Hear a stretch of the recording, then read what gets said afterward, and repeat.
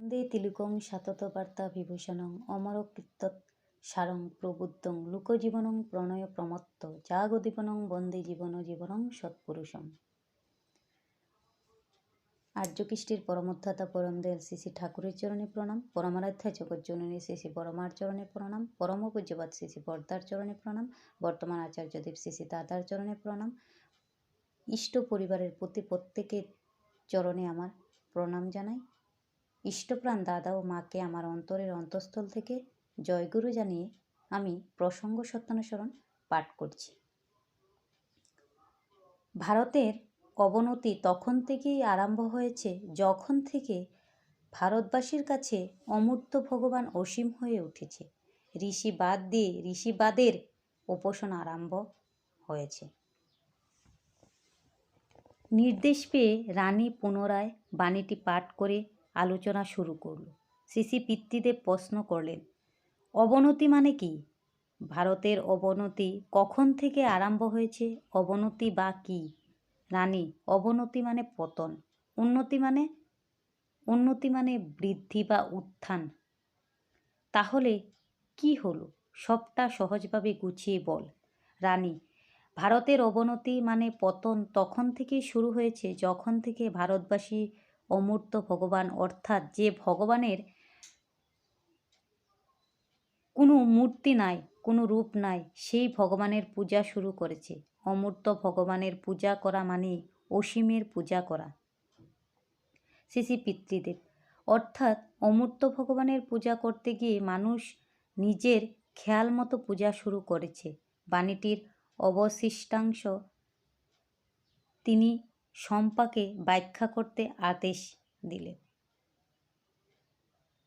শম্পা, যখন থেকে ভারতবাসী ঋষির মতবাদ অর্থাৎ ঋষি যা বললেন সেই মতবাদের উপাসনা শুরু করেছে, ঋষিকে না মেনে, ঋষিকে যথোচিত ভক্তি না করে তার মতবাদকেই স্বীকার করে নিয়েছে, তখন থেকে ভারতের অবনতি শুরু হয়েছে।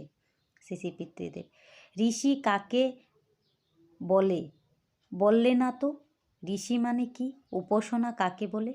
শম্পাকে নিরুত্তর দেখে তিনি নিজেই বললেন, ঋষি মানে দ্রষ্টা পুরুষ।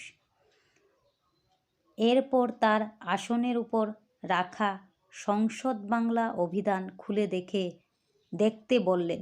মেয়েদের ওই শব্দের অর্থ খুঁজে পেতে দেরি হচ্ছে দেখে তিনি নিজে হাত বাড়িয়ে অভিধানখানি নিয়ে শব্দটির অর্থ দেখে বললেন, ওই দেখ, ঋষি মানে মন্ত্রদ্রষ্টা, মুনি, বেদমন্ত্রদ্রষ্টা অর্থাৎ দ্রষ্টা পুরুষ।